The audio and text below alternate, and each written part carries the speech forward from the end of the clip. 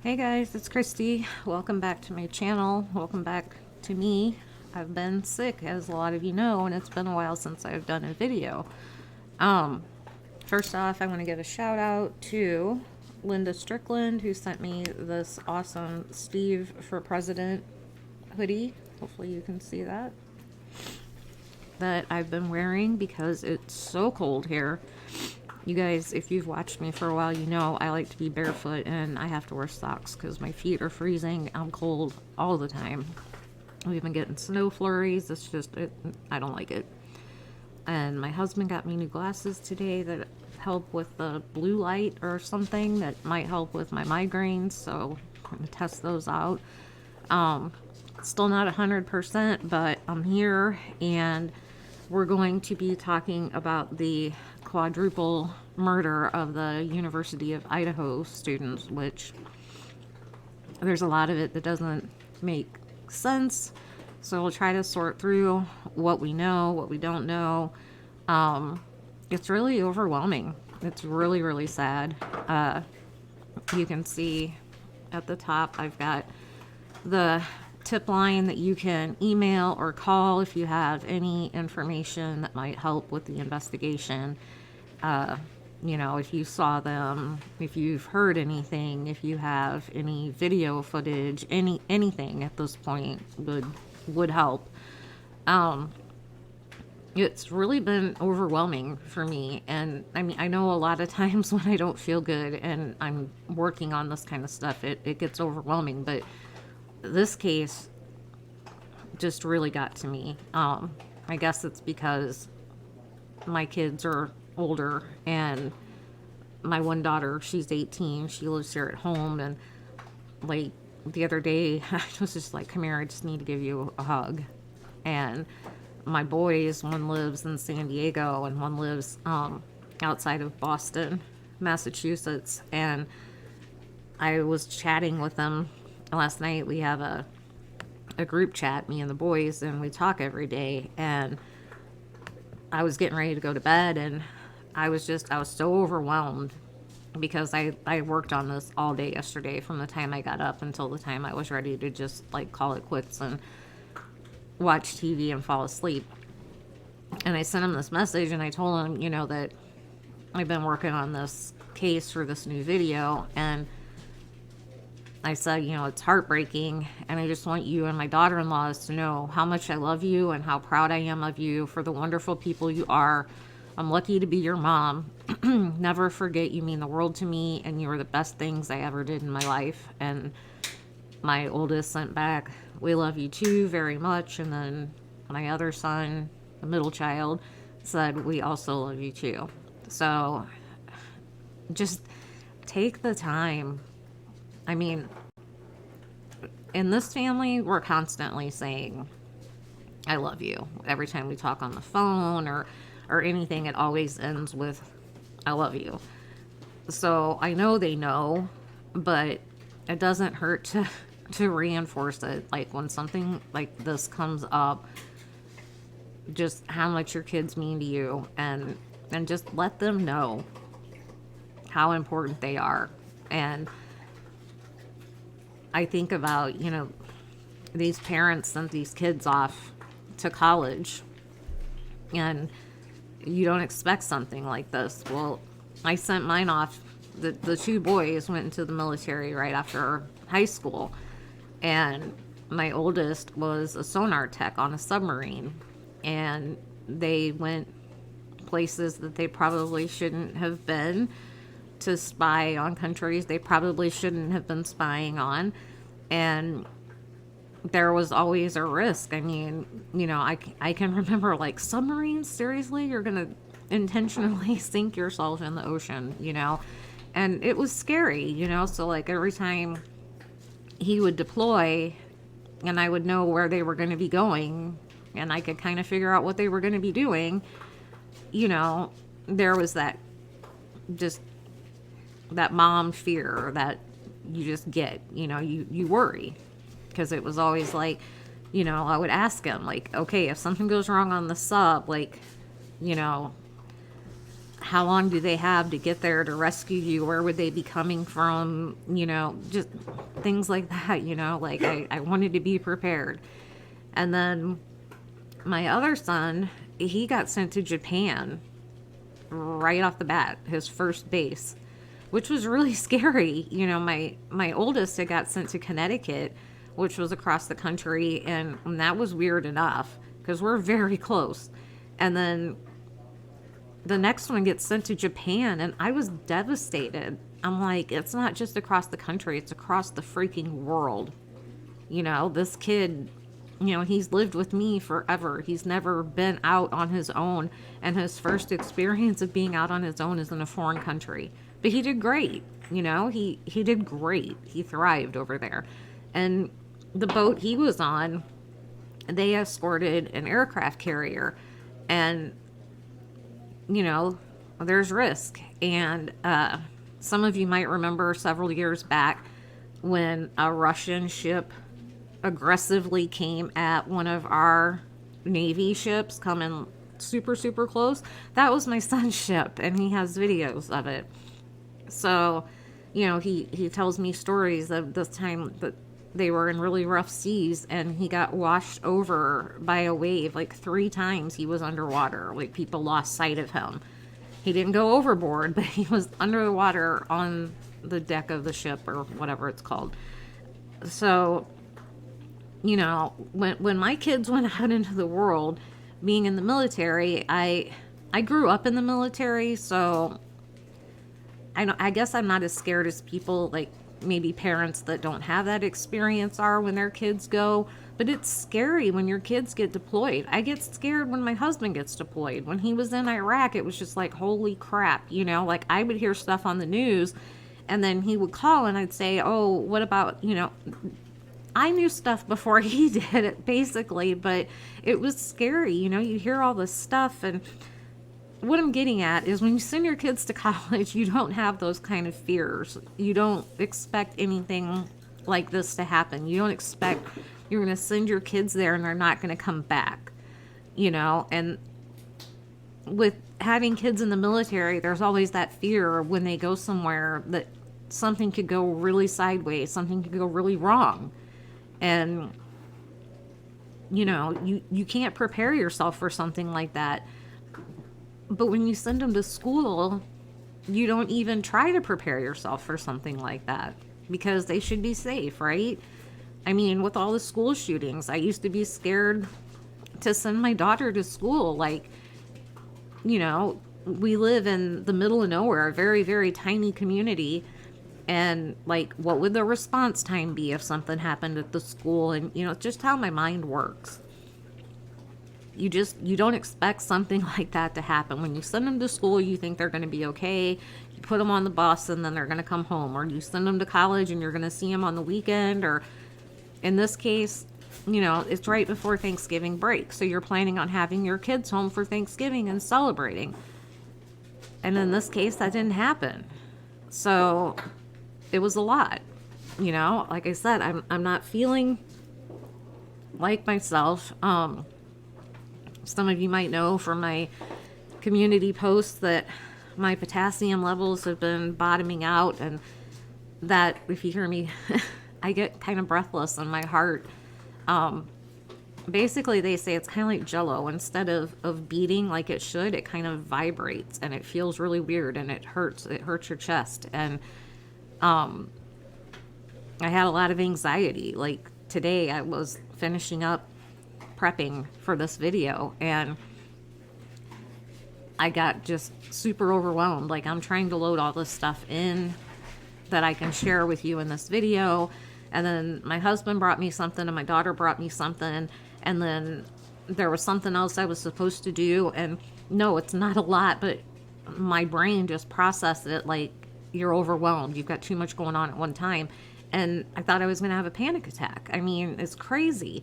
And, last night I had dreams, and I swear some of the dreams were like revolved around this case. So, what we do in the true crime community, yes, we enjoy it. I love bringing this to you, but it can get to be a lot.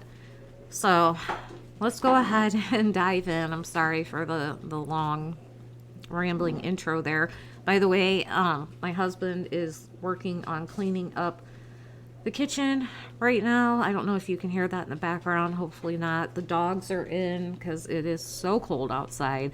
And I've got TV on for Steve. Hopefully he's happy with my choice, but he has kind of been chiming in today, so you may hear from Steve. He always has an opinion.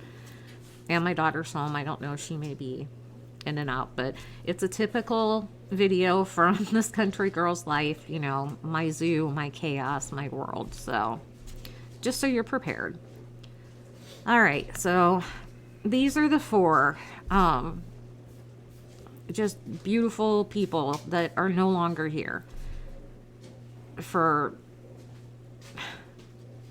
who knows what reason. There doesn't seem to be a logical reason that this happened. These young people just enjoying their time at college, and they go out for the night, they come back, and it's over. So I want to start off with the latest video. Right before I came on, I got a news alert, and it was this video. So I just hurried up and got it for you guys. So I'm going to start with the latest, and then we're going to kind of go from the beginning to the end. So I don't know how long this video might be. I worked on it for at least 8 hours yesterday and a couple hours this morning. Hopefully it won't be super long, but if you need to stop it and come back and finish watching it later, I get it, because our attention spans are only so long. But there's a lot that I want to bring you so you have all of the information so you can start to come up with your own conclusions and theories on the situation.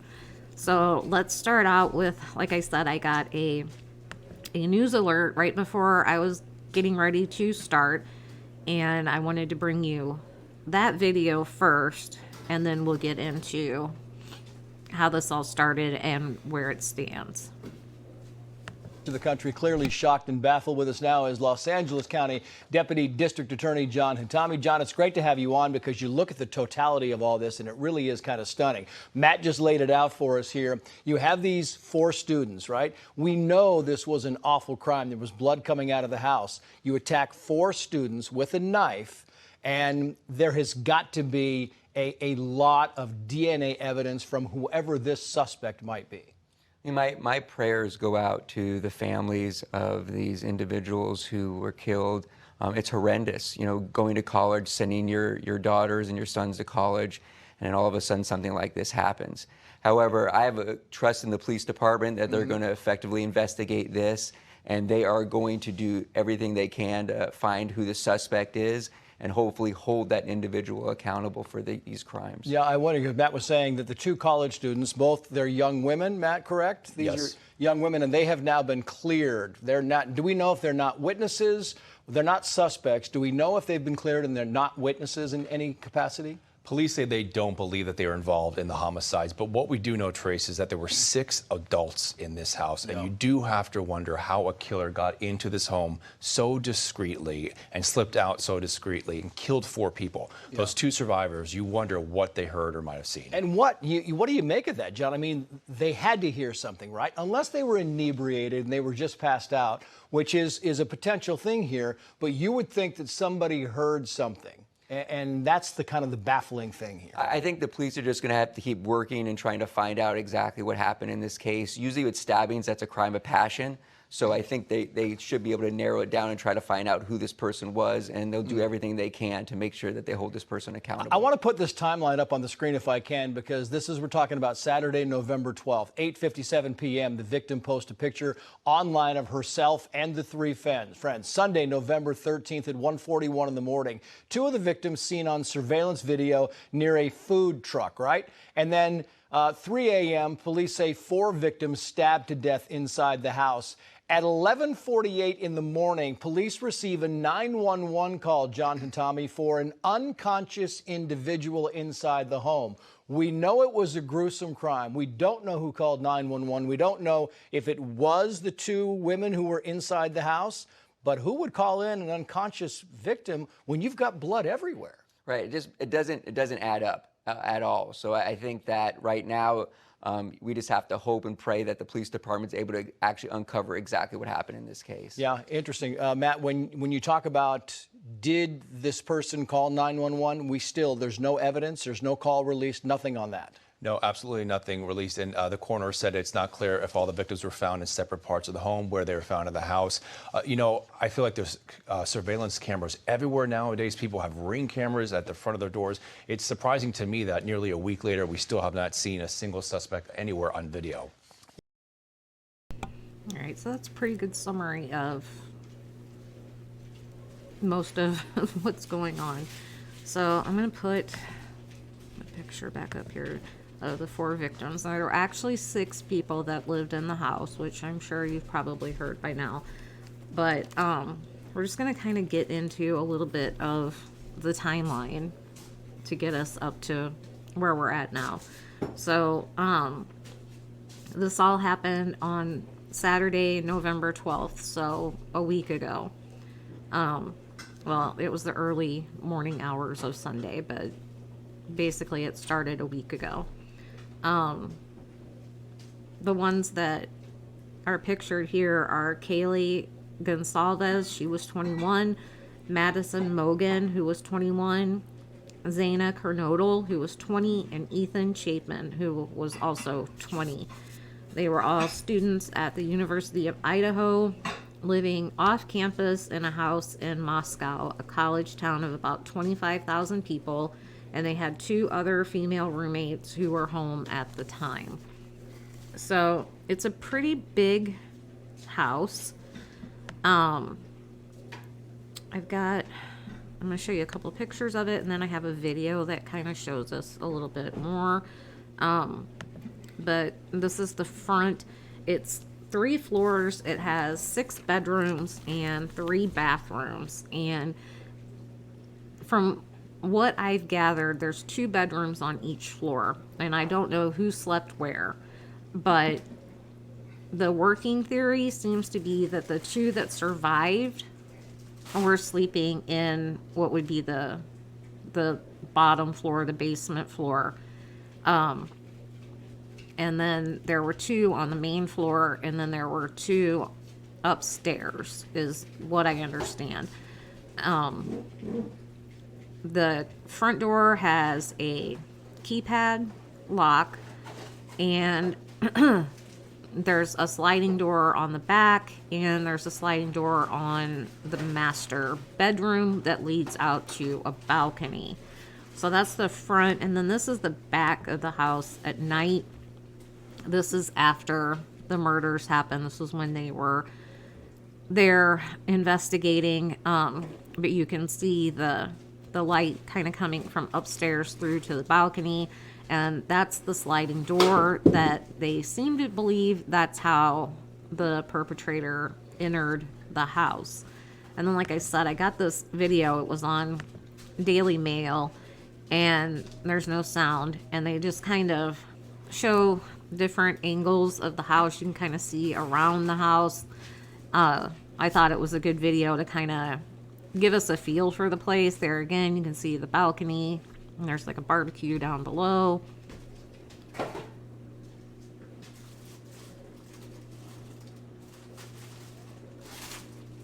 Not a lot of windows on the sides or the front, but it does seem to have quite a few windows towards the back.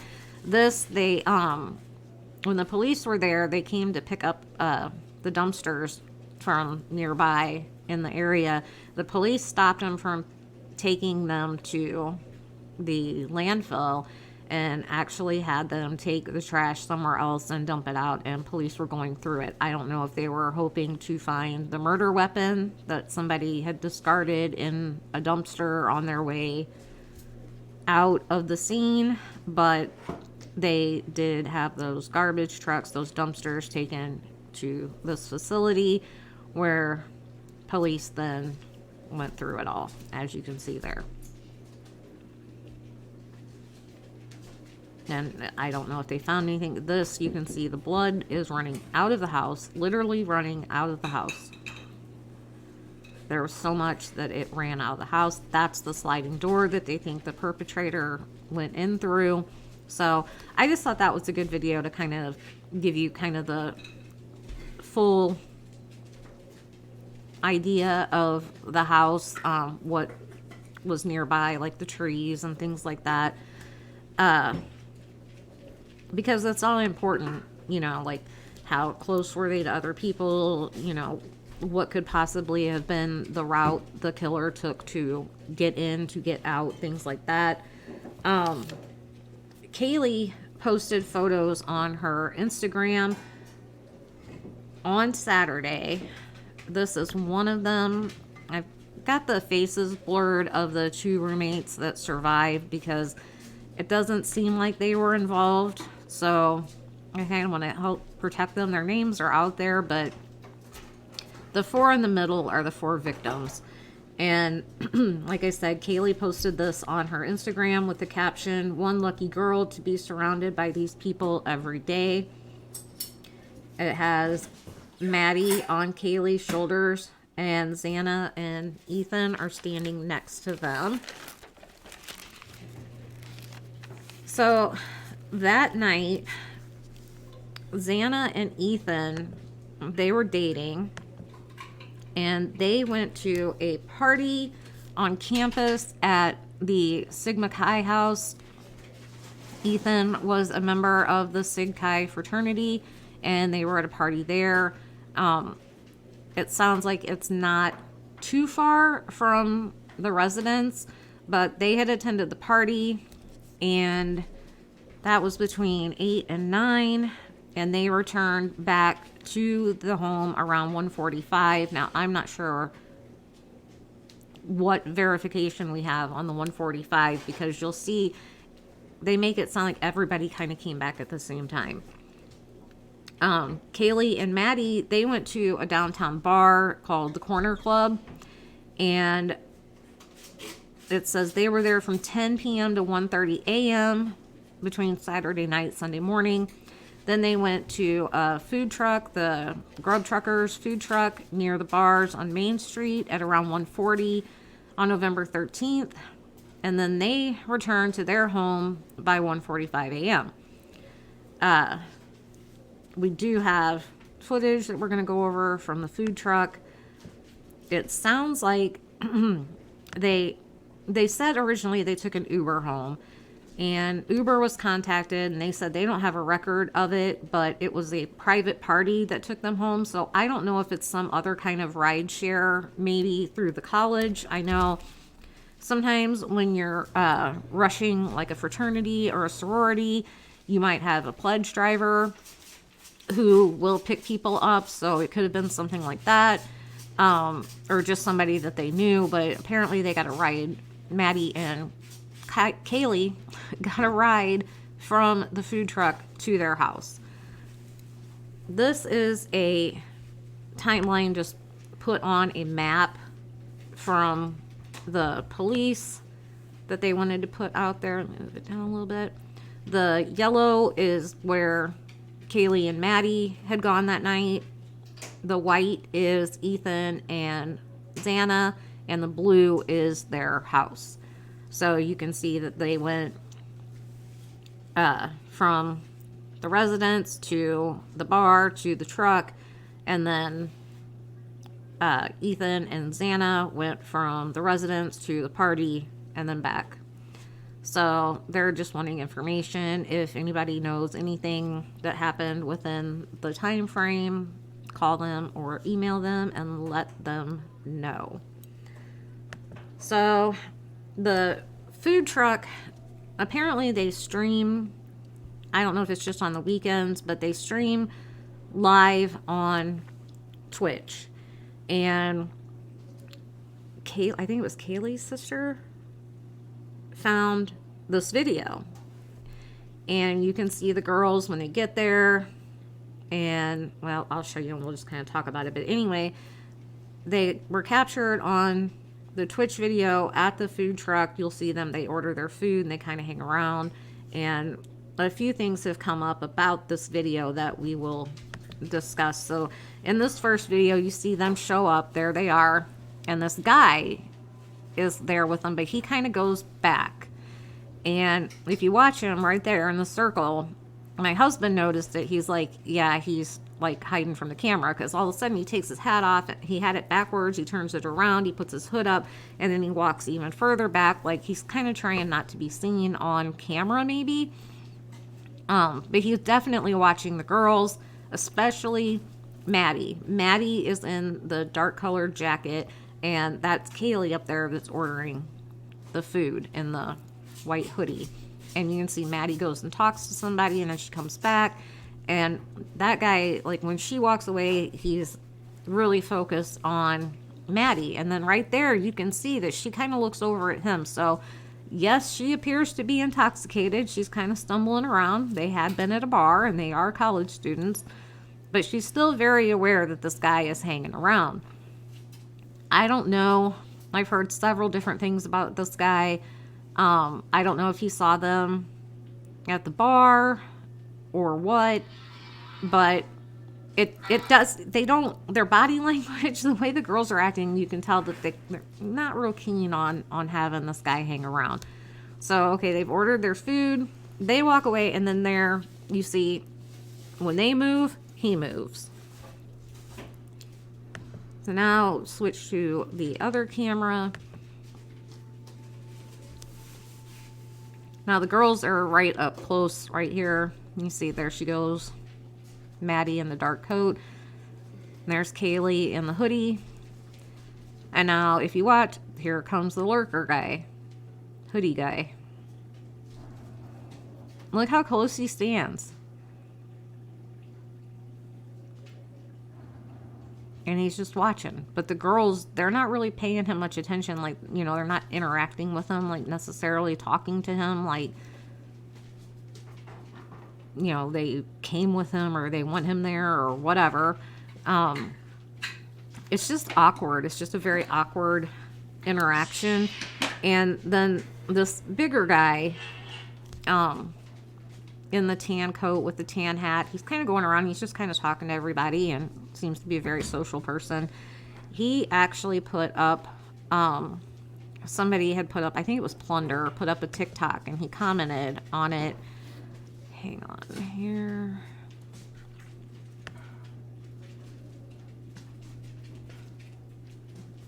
I'm going to cover my face with it for just a second.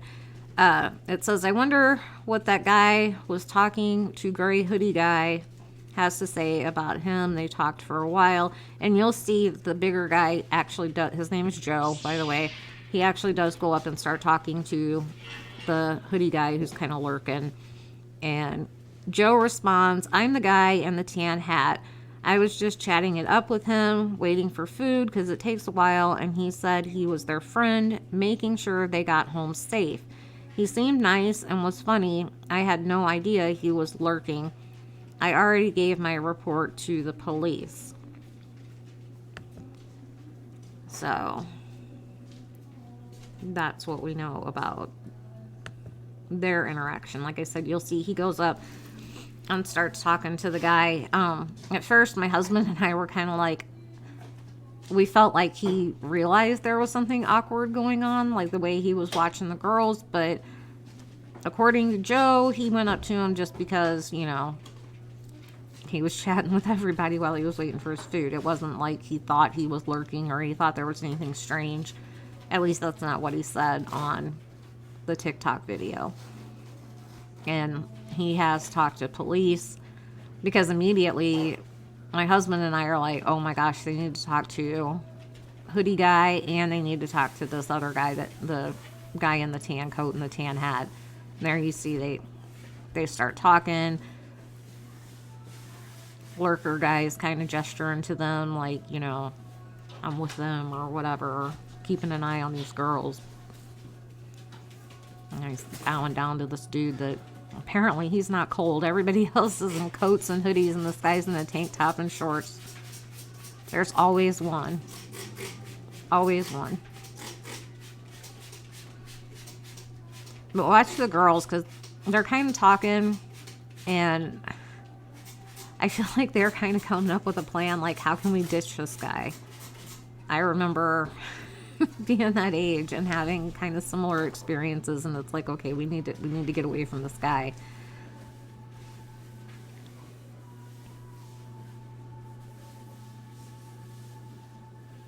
I mean, they don't seem like concerned or scared or anything like that. No, don't take it that way. I mean, I don't feel like they were necessarily in fear of this guy. I think they just didn't necessarily like him kind of like hanging around, tagging along, whatever, because he never orders food. Everybody else there is waiting for their food, and that guy, he never ordered food. He's literally just there watching them. That's his whole point in being there, is to watch them, not to eat or anything else, just watch the girls. And then I guess chat with Joe. And like I said, you can see the girls go up and they interact with other people. You know, they're hugging people, they're talking to people that you can tell they're friends with, but they don't have that interaction with this guy. So I don't feel like, if they know him, I don't think that's like a close, like, friendship, because, you know, he's kind of hanging back and they're kind of huddled together and doing their own thing. And you see the girls interact with other people, like I said, you know, hugging, laughing, cutting up with people, but not that guy. But he hangs in there with them. It's just odd. It's just odd. And apparently he's cooperating with police. They've cleared him, I guess, but, you know, I told my husband, I'm like, they cleared this guy. I mean, if he's not a suspect, he definitely had some sketchy behavior that night. I mean, I don't know. Maybe it makes sense if you're a drunk college kid, but to me, it was just a very awkward situation, the way that he's just sitting there watching them. And like I said, they move, he moves, and he never approaches them to talk or anything. He's just watching. It's just very bizarre.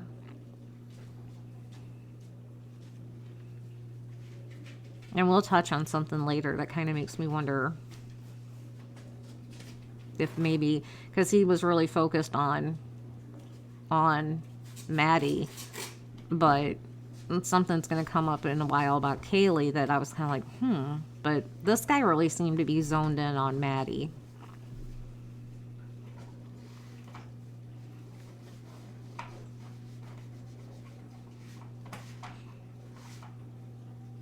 Sorry, I'm just watching with you guys.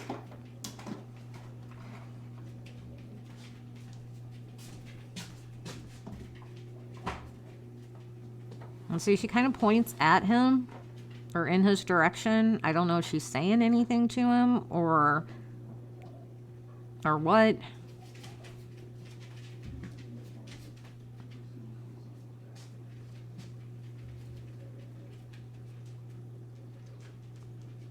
But even after that, there's like, you know, he doesn't come up to him, or doesn't seem like they have any real interaction. But she's pointing, like I said, at him or in that direction.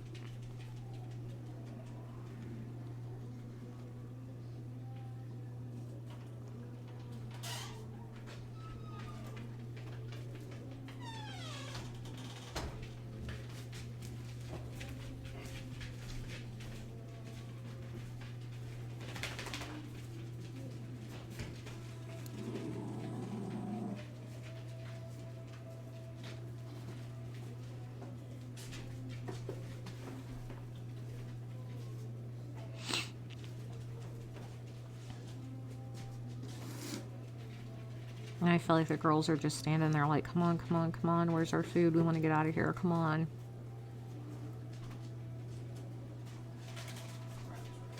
It just really feels like they just want to ditch this guy and go home.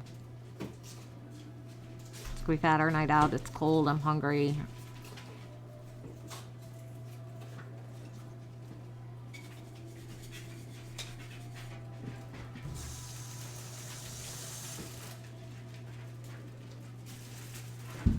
I am glad Joe came forward. That was really awesome that he came forward, like when he realized, oh man, that's those girls. It doesn't sound like he knew much, but he knew something. And here, where she's taking this picture, I immediately flashed back to Delphi. I'm like, is she taking a picture of that guy? The way she was holding her camera, like it didn't necessarily look like she could have been taking a selfie, but my daughter does that when she's trying to take a picture of something that's behind her. So I don't know if she was trying to be sneaky and like look like she's taking a selfie, but she was actually trying to get that guy in the picture. So I'd love to know what that picture was of.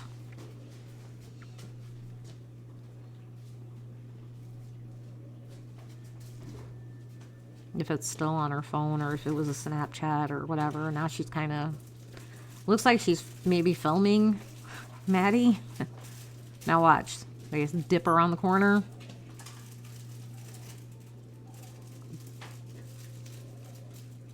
And they're gone. I thought that was brilliant. And then he takes off, which I've got kind of a close-up of that. So one of the theories about Hoodie Guy, it says there's speculation and comments posted from locals close to the situation that the guy in the video is a student who was recently kicked out of a frat, known to have erratic behavior, refused questioning, and left town, and is from a prominent family in Boise, which is why police aren't saying anything yet. Thought is they want to have as much evidence as possible to link him before they make an arrest. He's not an ex or a current boyfriend of any of the girls.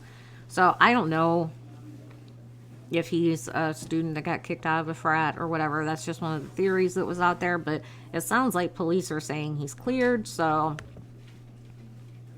obviously they've talked to him at this point. But here's just kind of a close-up of the end where you can see like Hoodie Guy is kind of distracted by Joe, and the girls, they take that opportunity to just grab their stuff, dip around the corner, and they're out. And then he makes a gesture like, what the hell? See? Like, oh, man. And then Joe goes to get his food, and Hoodie Guy's just like, okay, I'm out. And it looks like he's going in the same direction as them. But then he doesn't continue around the corner. And I'm assuming since they say they had a ride home, their ride must have been waiting just right around that corner. All right. So the next day, which Sunday, around noon, a 911 call comes in about an unconscious person at the residence. Police haven't said who made the call. Originally, they said it wasn't anyone from inside the house, that it was someone maybe looking from outside. Then this tweet came out from one of the news stations, and it says, someone at the station was taking notes on a video sent to us by ABC. Esther, who's a reporter, is working in the field and mistook a question a reporter asked for the answer. The reporter says the girls in the house didn't call 911. Idaho State Police says we can't confirm that. Got mixed up in the notes. So, still don't know. There's a lot of reports out there saying that the call did not come from the two surviving roommates. I've heard that someone came by maybe to get somebody to go to work or something to that effect. They couldn't get an answer at the door. They were trying to get somebody's attention, whatever. Looked in the window, saw somebody, because apparently Ethan was laying on the floor. Maybe they saw Ethan laying on the floor and called it in, but there was so much blood at the scene. They talk about it constantly in the news reports, the law enforcement, the coroner, everybody says it was just really bloody, very gruesome. So I would think, and I mean, there was blood dripping out of the house. So I would think, even if you see Ethan laying there on the ground, there's going to be blood everywhere. So I'm a little confused why they would call it in as an unconscious person. I mean, I don't know. It just seems weird to me. I was talking to my husband about it. I'm like, if I came in and you're down, like on the ground, and there's blood everywhere, and I call 911, I'm going to be like, you know, I don't know what happened, if he's been shot, stabbed, whatever, but there's blood everywhere. But apparently this 911 call, there was no mention of the blood, just an unconscious person. So it'll be interesting. They haven't released the 911 call, but it would be interesting to hear what was said, and it'll also be interesting to hear who it was, where the call came from. Because especially if it was the roommates, then for sure, if they say unconscious person, that would be very bizarre, because they would have been in there, right in there, and would have had to have seen the blood. So the 911 call is it's just weird to me. Let's see. When officers arrived, they found the door open and discovered the bodies of the 4 fatally stabbed students. Now, when they say they found the door open, I don't know if they mean it was cracked, if it was wide open, if it was just unlocked, or what. They just said they found the door open. There was no sign of forced entry and no damage. They say that, you know, it doesn't, because some people are like, oh, it could have been a burglary gone wrong, but nothing, it doesn't seem like anything was really disturbed, or, you know, nothing was missing. So here's another video that I found from the Daily Mail. It kind of just, it shows like what's been going on around the house, but then this, I think it's the mayor talks a little bit in it, so I'll let you watch that real quick so you can hear what he has to say. You know, if you eliminate everything else that may have gone on, it could be, because there was no burglary, there was no robbery, there was no hostage taking, there was no nothing, just a crime and gone. Is that the police told you? Well, yeah, there was no burglary apparent, everything was where it was, so.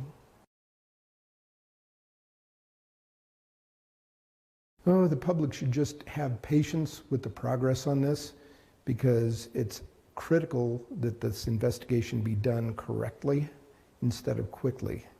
And so that means that information will probably be coming out slowly. Leads will have to be pursued, interviews will have to occur, re-interviews will have to occur. It's just going to be a long, slow process before this is completed.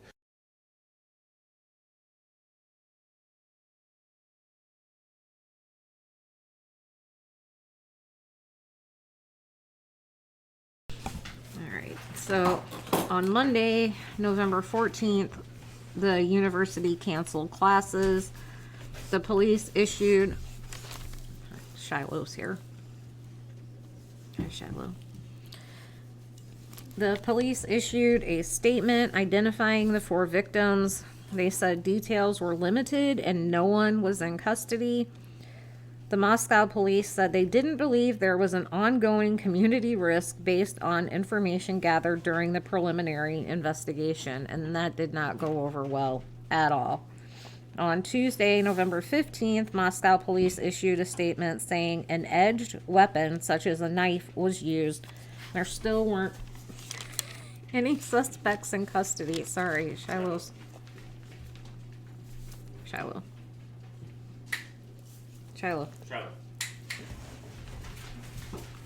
Sorry. They all like to make an appearance. The murder weapon had not been found. Investigators believed it was an isolated, targeted attack, and there was no imminent threat to the community at large. And like I said, that did not go over well at all.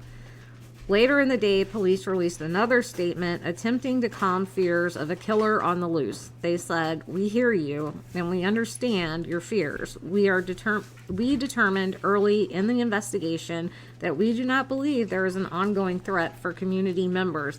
Evidence indicates that this was a targeted attack." So, I mean, immediately they're just, hammering in on it's targeted, but it's 4 people, right? Wednesday, November 16th, Police Chief James Fry held a presser. It was the first actual presser, not just like a statement they were releasing. He reiterated there was no suspect, but then he backtracked on his assurances that no one is at risk, saying, "We cannot say there's no threat to the community, and as we have stated, please stay vigilant, report any suspicious activity, and be aware of your surroundings at all times." The other 2 roommates were at home at the time of the attack and were not injured. He says, quote, "There were other people home at that time, but we're focusing not just on them, but on everybody that may be coming and going from that residence." Idaho State Police Communications Director Aaron Snell said investigators are speaking with the 2 surviving roommates, and apparently they have been cooperating. He says that they are potentially they are witnesses, potentially they are victims, potentially they are the key to this whole thing. Police say they don't have a suspect. Snell says no one has been included or excluded as a person of interest and or a suspect. And apparently, when they were talking about all the comings and goings from the house, apparently for generations, this house has been the party house on campus. Like, everybody that lived there, this was the party house. So it seems like they were kind of loose with the keypad code. So who knows how many people had access to this house. Frat brothers, sorority sisters, friends of friends, you don't know. But here is a video. It was on Good Morning America. I believe it was yesterday. And they talked to Aaron Snell. So let's give that a watch here real quick.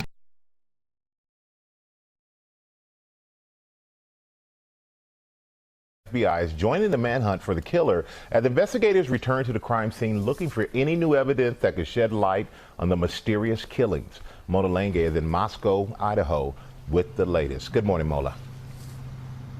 Well, good morning, Michael. Police say they believe this was a targeted attack. Now, it's been nearly 1 week since that attack, and still no arrests, no suspects, and police warning the potential threat to the community still remains. New clues this morning as police search for a killer following the gruesome deaths of 4 University of Idaho students at an off-campus home, 2 roommates surviving. Overnight, a family spokesperson for one of those roommates telling ABC News exclusively the young woman is traumatized and working with the FBI. Idaho State Police telling ABC's Kana Whitworth the 2 surviving roommates have been very cooperative. Talking with them to figure out what occurred and why. That's their story to tell. Potentially they are witnesses, potentially they are victims. We want potentially to protect they're the key to this they're whole the thing. Key. Exactly. Potentially they're the key to this whole thing. ABC News has learned the survivors did not make the call to 911, which came in several hours after the murders. Many of our witnesses and people who knew these folks or were housemates are not in town. And so the investigators are having to go wherever they are to try to interview them. The county coroner releasing the autopsy, confirming all 4 victims were stabbed to death, saying she believes a large knife was used, but it has yet to be determined, quote, whether there were any defensive wounds. At the home on King Street, the Idaho State Police crime lab at the scene, looking for any new evidence. Authorities asking local businesses if anyone has recently bought a fixed blade knife. Hi. Welcome back. This video from early Sunday morning helping investigators piece together a timeline. Kaylee Gonsalves and Madison Mogan seen at a local food truck, laughing and taking pictures just hours before they were brutally murdered, along with Zaina Kernodal and Ethan Chapin. Meanwhile, fear growing in the community as police follow leads. No one has been ruled included or excluded as a person of interest and or a suspect. Everyone is still being investigated. I think a lot of people are afraid, and I'm definitely nervous. Abigail Spencer, editor of the school newspaper, says there is more police presence, but campus is eerie and many students have gone home. There's still a suspect at large. There is still so much we don't know about the case. Well, the coroner telling ABC News she believes each victim was stabbed multiple times. Now, the state forensics lab now conducting tests on potential DNA evidence found at the scene that could take weeks to analyze, Michael.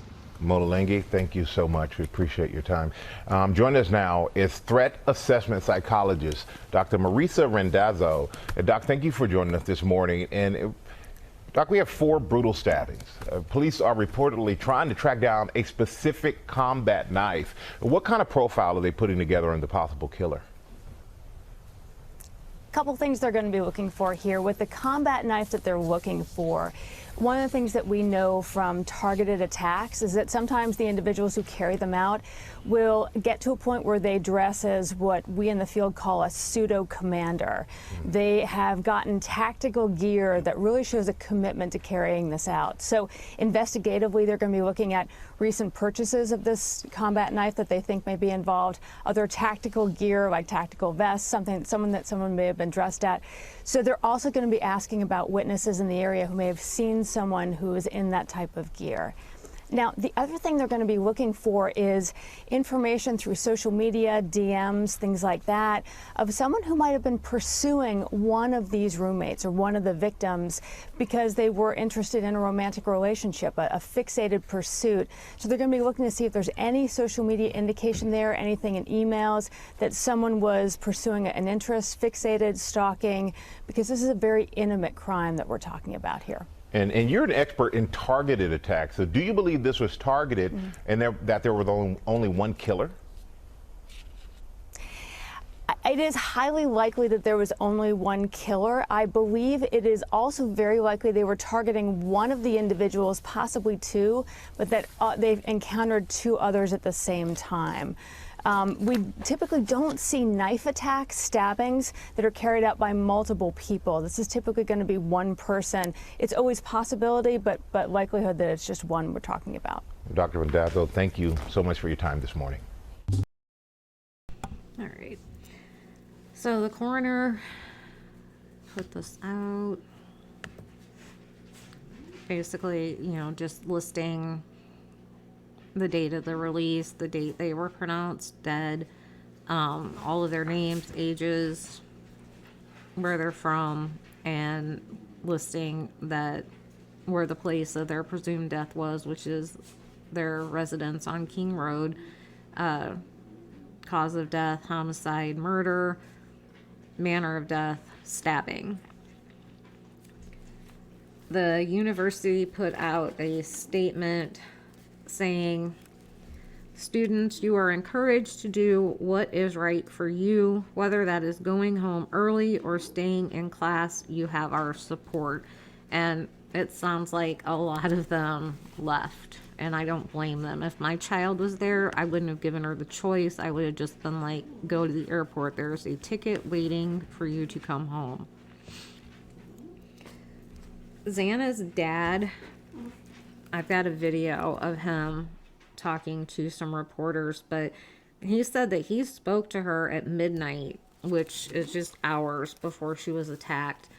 And he refers to the autopsy and says that from his perspective, from what he gathered from the autopsy, he thinks that she fought off her attacker until the end. He said that she had bruises on her that were torn by the knife. Said she was a tough kid, and she stayed in regular contact with her family. Her dad said at midnight she was fine. Everything was normal. He said they were just hanging out at home. Xana was just hanging out at home with her boyfriend. So I will play that clip for you.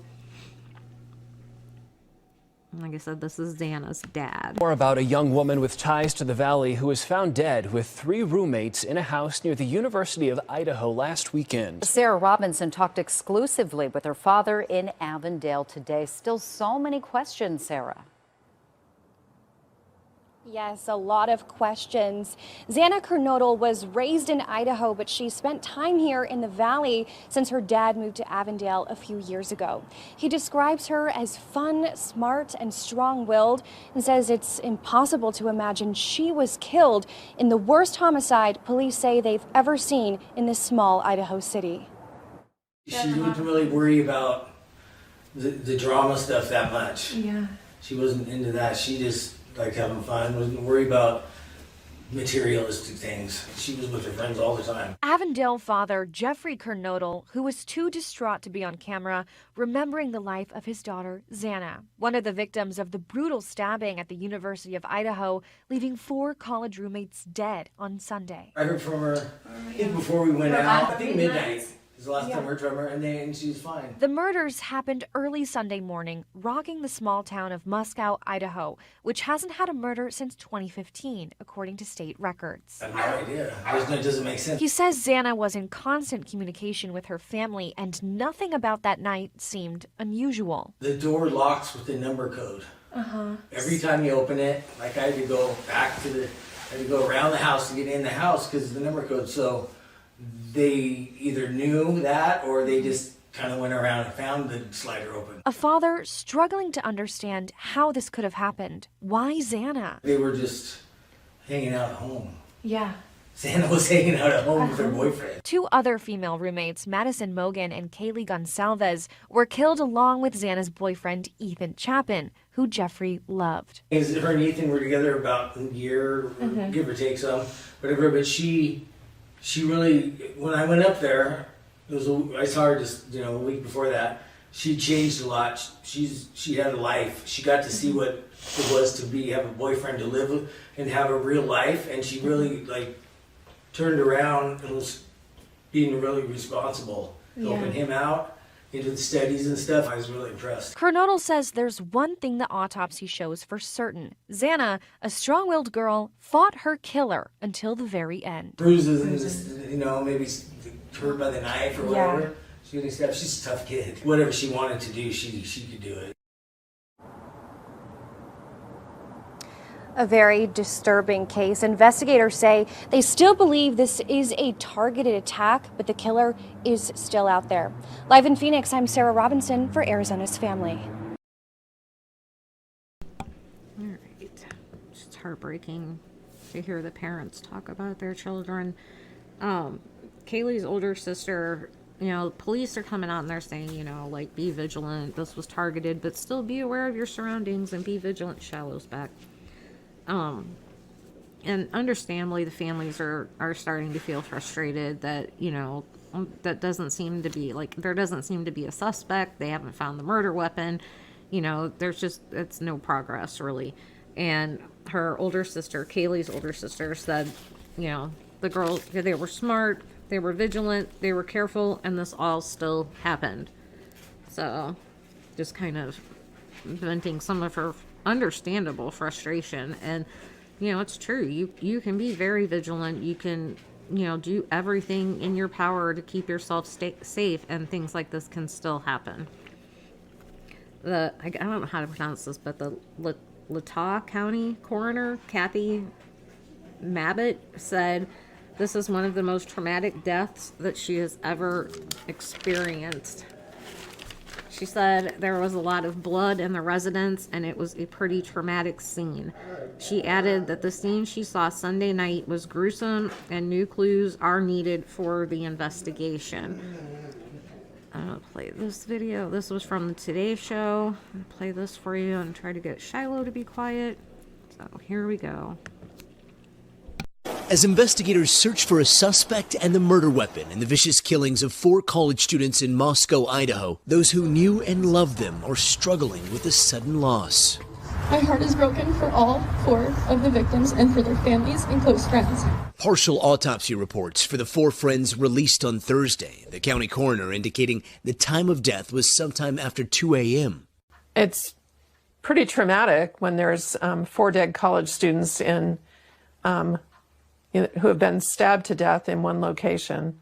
The autopsies also showing all 4 victims were killed by what was described as a bigger knife. They had extensive injuries from multiple stab wounds, and that the wounds varied, including different places people were stabbed and the amount of times. The coroner did not say where in the home the victims were found or whether they had defensive wounds, showing they attempted to fight back. Investigators are now working to determine whether the suspect's DNA might have been left at the scene.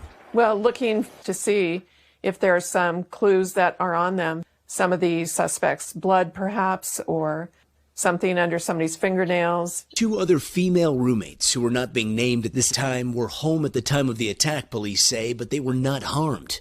While investigators haven't ruled out anyone, the county district attorney telling Savannah and Hoda Thursday those roommates are not under suspicion. Anybody who might have knowledge is considered persons of interest at this point. As far as suspects, I don't believe so. Authorities insist this attack was targeted and isolated, but have given no hints on motive and warned that a killer is still at large, telling a frightened community to remain vigilant.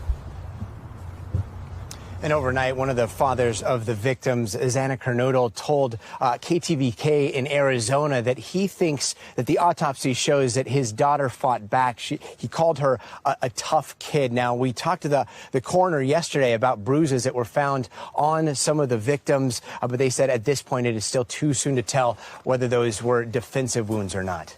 Back to you guys. All right, Gotti Schwartz first there. Gotti, thank you. Let's get more insight and perspective on this investigation. Casey Jordan is with us. She is a criminologist, a behavioral analyst, a professor at Western Connecticut State University, and an attorney. So certainly well qualified to talk about this. But it really is a mystery, Casey, what may have happened here. And police are not telling us very much. Yeah, I don't want to think they're in over their heads, but we would like a lot more information by now if things were going well. The fact that we are now Friday and this happened on Sunday, and they don't have any suspect, increases the chances that it could be an outlier. They keep saying that it's targeted, but we can't rule out the possibility that it could be a stranger. Yeah, I was going to say outlier. You mean stranger. Yeah. They just talked about how one of the victims fought back. So you would imagine it was such a gruesome and grisly scene, and maybe some evidence that some of them may have fought back. Did you find it odd that the roommates were there in the house at the time, and yet, no one reported it to police for hours and hours? Well, you would think that's odd, except that having taught college for 35 years, I know what 20-year-olds are like on Saturday nights. Right. They party, they sleep till noon on Sunday, and this is a large, rambling house. 3 stories, 6 bedrooms, 3 bathrooms. Assuming these victims were, for instance, on the first floor and the 2 other girls were sleeping on the 3rd floor, and if music was playing and if it's normal for partying to go on until 3 or 4 in the morning, then it wouldn't be unusual. I think that they woke up, discovered it, probably made the 911 phone call, and are completely traumatized, which is why we are not hearing from them at this point. When police, they were pretty quick to call it targeted and isolated. What is the kind of evidence an investigator would see that would lead them to that conclusion that quickly? I worry that they have tunnel vision because there was no sign of forced entry. They led with that. And I've got to tell you, people leave their doors unlocked sometimes in Idaho. College kids are notorious for forgetting to lock the door. So just because there was no sign of forced entry doesn't mean that it was someone who knew them. It's probably, most likely, a suspect in between. Somebody who knows of them, maybe was stalking one of the girls, interested in their activity in that house, not particularly a friend or someone known to them, not particularly a stranger, but most likely someone in that community who had been fantasizing about something like this for a very long time. All right, Casey Jordan. Casey, thank you so much. Thank you very much. Good to be here. All right. Hopefully you guys don't mind all these video clips. It kind of, there's like a twofold reason why it gives my voice a little bit of a break, lets me get a drink without really disturbing you guys. And also I'm trying to combine as much of the news clips in one place for you so you don't have to go out and search for them all yourself. So hopefully they're not bothering you. I hope you can appreciate why I'm doing it. As far as like how gruesome and bloody the crime scene was, I mean, look at this picture. That tells me everything I need to know. The fact that blood dripped out of the house and down the foundation, can't say that I see that very often. The FBI, including the BAU, are assisting BAU is Behavioral Analysis Unit. If you're not familiar with what that is, just think Criminal Minds, the TV show. They're the profilers. They are the ones that will come in and try to determine what kind of person would do this kind of crime, like what their motivation might have been, what they might, their characteristics, their hobbies, things like that, to kind of help police narrow in on a suspect. So I'm glad to know they're assisting. They're not the lead agency, but I think that the Moscow police are going to need all the help they can get, because crime rate there is not high at all. I'm sure they've never handled anything on this scale.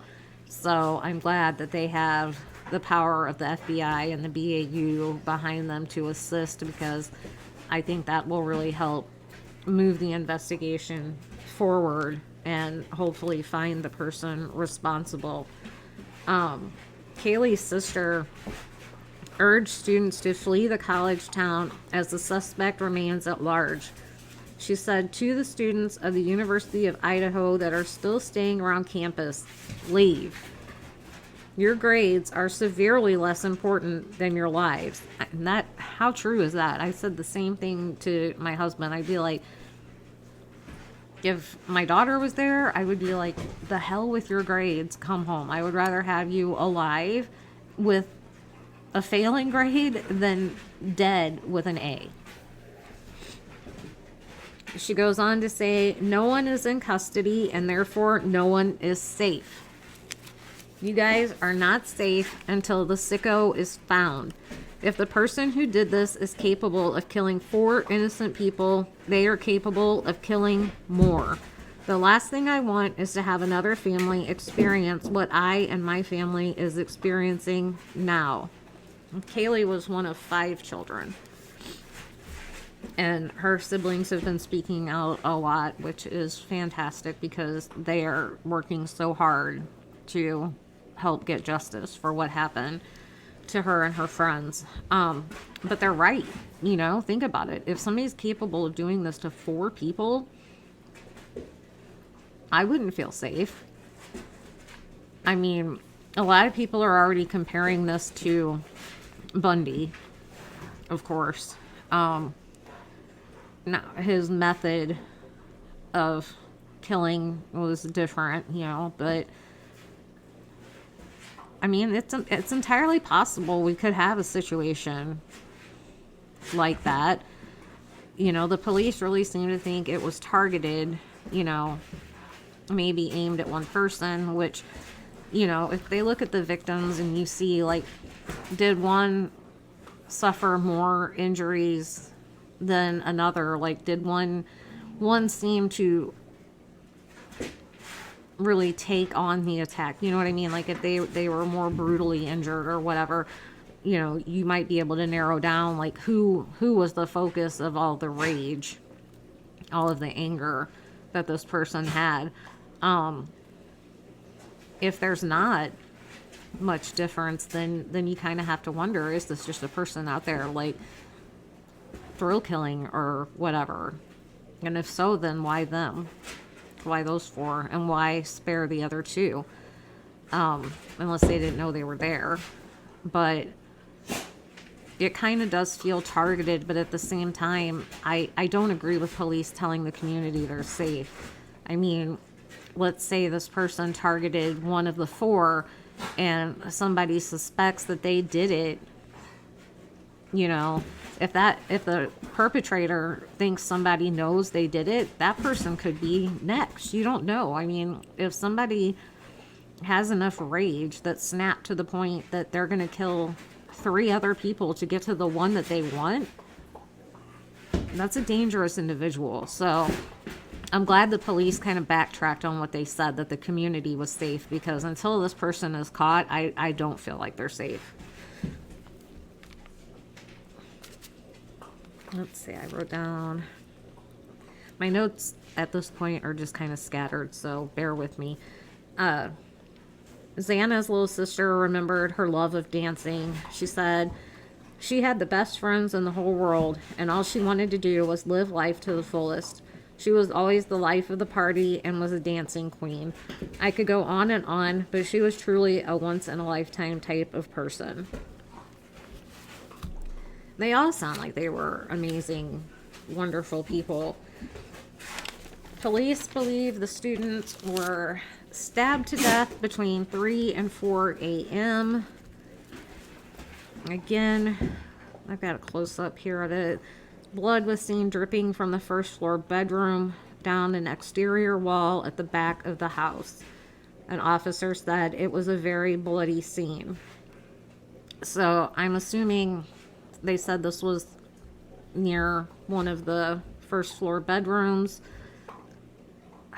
Everybody seems to think that this may have been Xana's bedroom and that the bed was here near the wall, because the coroner said they were likely asleep in bed.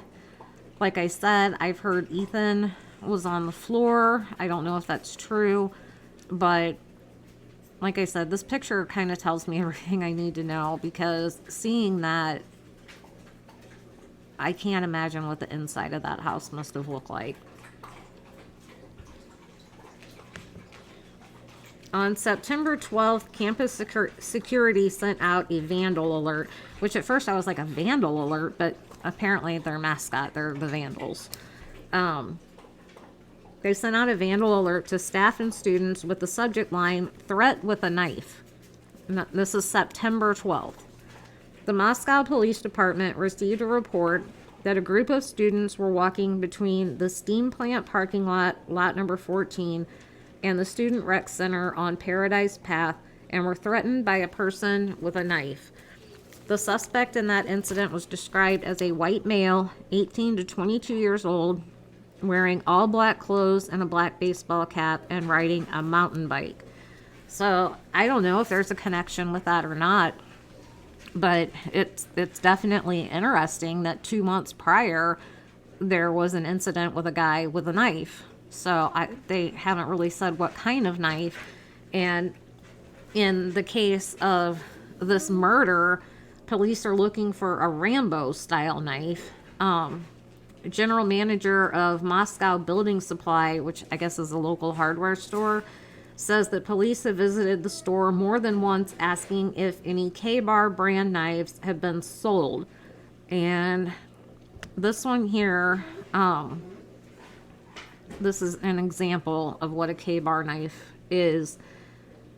K-Bar knives are about 6 inches long with a blade on one side and a serrated edge on the other. The combat knife was issued by the U.S. Marine Corps in the 1940s, according to the company's website. The knife was later adopted by the Marines, the Army, the Navy, the Coast Guard, and the underwater demolition crews. According to K-Bar, the knives are widely used by survivalists and outdoorsmen. So that's a pretty scary looking knife, and really pay attention to the handle, that grip, because later in the video, we're going to hear from Mark Furman. Yes, that Mark Furman from the OJ case. And Dr. Bodden, who is like one of the rock stars in the forensic world. And they're going to talk about slippage. You know, blood is slippery, and like if the person might have injured themselves. And my husband being military and the boys being military, we were talking, and the grip on this knife, it's pretty specifically so it won't slip. I mean, think about it. They're using it underwater, some of them, right? And let's say if this person is an outdoorsman, a survivalist, has some sort of military knowledge, whatever, who's to say they didn't have gloves with grip on it as well to prevent that from happening? I mean, it still could have happened, even with the grip, I mean, with that amount of blood. But like I said, just kind of focus on that grip. Like I said, it's designed, you know, underwater demolition teams use this. You don't want it slipping in the water, right? So just something to think about. I'm gonna play this video for you here. This was on News Nation. I thought this was good. So play that one for Four you. University of Idaho students killed last weekend were all stabbed to death. Police are still waiting on DNA samples in hopes of finding a suspect, and the impact is being felt all over the state. Students and faculty at Boise State University gathering to pay their respects to the victims on Thursday. They came with flowers and candles to offer condolences and show their support. Our Stephanie Haynes is live with the latest on the investigation. And Stephanie, this is just a sad story, and there are no suspects at this time. Still no suspects, Adrian, and good morning to you. The coroner says these 4 students were found in their beds, stabbed multiple times. The university sent out a note late last night saying police maintained this was a targeted attack, but with no one in custody and little information, the families of the victims are demanding answers. This morning, a killer is still on the run following the gruesome stabbings of 4 University of Idaho students. Ethan Chapin, Madison Mogan, Zana Kernodle, and Kaylee Gonzalez. Kaylee's sister, Olivia Gonzalez, spoke with News Nation's Chris Cuomo Thursday night, saying her sister was a go-getter and an absolute fighter. They have no idea why she was the target of such a brutal slaying. There's nothing. There's no boy problem. There's no threat. There's no high-risk lifestyle. Olivia says she provided police with this video of her sister at a food truck in the hour before she died and identified one of the men in the background who she says is cooperating with police. Police say Kaylee and Madison were at a downtown bar, while Ethan and Zana were at a party before they all came home to their off-campus apartment early Sunday morning and were attacked sometime around 2 or 3. The 911 call for an unconscious person came in at noon. Police say 2 other roommates were inside the apartment home at the time, unharmed. I do know who they were. I have not spoken to them. They were my sister's roommates. Obviously, I know who she lived with. Olivia hopes someone will come forward so she can get her sister and her friends justice. We're losing critical time, and I want more coverage. I want more done. I understand that we can't release information. No weapon has been found, but a local hardware store says police have come by asking about a specific brand of knife and if that was sold to anyone recently. Oh, sorry, I was talking to my husband. All right, so, on this channel, I like to kind of get to know the victims, so we really get connected and invested, like we're not already connected and invested enough. But I want to talk a little bit about each one independently, because it's important that we know who these people are that lost their lives. So we're going to start with Zana, who was 20 years old. She was from Post Falls, Idaho. She was a junior and was majoring in marketing. She was a member of the Pi Beta Phi sorority, and she was dating Ethan Chapin for about a year. And here's a picture of her and Ethan out enjoying the water on a boat. Such a cute couple. They look so happy. And so let's move on and talk about Ethan. Ethan Chapin, he was 20 years old as well. He was from Mount Vernon, Washington. He was a first-year student majoring in recreation, sport, and tourism management. He was a member of the Sigma Chi fraternity. He was a triplet who recently celebrated his birthday in late October. His mom said he was the comedian of the family and loved country music and sports. And it breaks my heart. I went to school with a lot of twins. In our class, there were like 4 or 5 sets of twins. And there's like a bond, there's a connection, right? So just imagine how he was a triplet. Imagine how the remaining 2 must feel. It's got to be devastating. I mean, hard enough to lose a sibling, period. But being one of 3, the mom even made a comment about having to learn to go from being 3 to 2. And that's just, it breaks my heart to even think about that. So, yeah. And then here's another picture of him and Xana. Like I said, they're such an adorable couple. And then we have Madison Mogan, who was 21, Maddie. She was from Coeur d'Alene, Idaho. She was a senior majoring in marketing, a member of the Pi Beta Phi sorority. She worked at Mad Greek Restaurant with Xana as a server for several years. The restaurant announced they will be shutting down temporarily to grieve, which, how awesome is that they're gonna shut down because everybody was so touched by losing Maddie and Xana that they closed their business to allow everybody time to grieve. The Mad Greek said that Maddie was the face behind their social media pages. It's heartbreaking. And Maddie and Kaylee, they were best friends. Here's a picture of the two of them together. Apparently they grew up together. I mean, they had been best friends literally forever. And then we have Kaylee Gonsalves. She was 21, from Rathdrum, Idaho. She was a senior majoring in general studies. She was a member of the Alpha Pi sorority. Her sister said she had a job lined up and trips planned. And like I said, she was Maddie's best friend since childhood.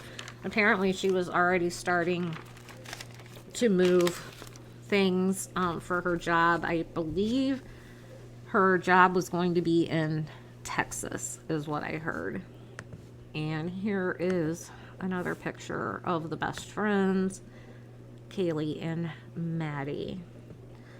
So the coroner said that each victim was stabbed more than once and there were no signs of SA, which is so good to hear. The roommates' names here will just say D and B. And then I want to show you, so this is the back. This is like looking out the back of their house. And I just wanted to show you this so you can kind of see like how closely the houses are together, you know, in relation to each other. A neighbor said that the property was known for comings and goings, often late at night. There's always parties at that house and people going in and out. There's usually some noise from there. But they said they didn't hear anything on Sunday morning, no screaming, nothing. And the house is about a 17-minute walk from campus. Another picture of the back of the house. So this is looking one way, but if you look over the other way, there is trees. It kind of looks like maybe a path, but I can't really tell. But I would think if that would be the way that the perpetrator exited, maybe they could have gone off up into the trees to kind of disappear. So Xana's dad said the only way to get inside the home was with the combination code on the front door. The only other way the killer may have entered would be through the sliding door next to the kitchen. So here's the picture of that. So this seems to be the focus. They seem to think this is where the person entered, which is right off of that back porch that I just showed you. So maybe they came from the tree line and entered that way. I don't know. There's also another sliding door upstairs. This is off of the master bedroom. Now, I don't know who had this particular bedroom, but you can see that it leads out to the balcony. Let's see. The guy seen in a food truck video is cooperating. We've already talked about that. And here's a video of the coroner. Let me play that for you real quick. You know, it was late at night or early in the morning, so it seems likely that maybe they were sleeping. Were they found in separate areas of the house? That hasn't been disclosed yet. Can you tell me, when you say that they might have been sleeping, were they found in beds? Yes.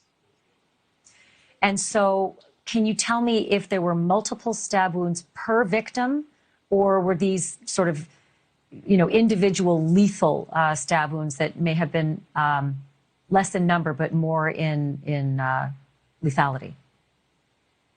There were multiple stab wounds, yes, on them. So, and were there? Go ahead. And most of them had just like one that was the lethal stab wound. Yes. Can you describe what that one might have been? But they were to the fatal ones were to the chest area or the upper body area.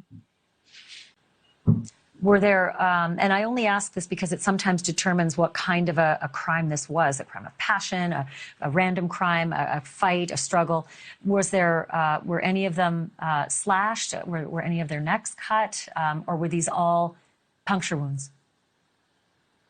Well, it was a pretty large knife, so it's really hard to call them puncture wounds. And they were definitely stabbings. And I mean, it has to be somebody that's pretty angry in order to stab 4 people. All right, so she says that they were likely sleeping and that they were in their beds. But like I said, I've heard that Ethan was found on the floor, so I don't know.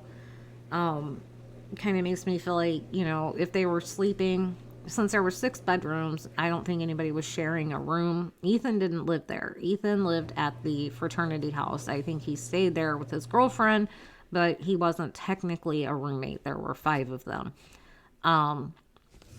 But like I said, I assume they probably all had their own bedrooms. So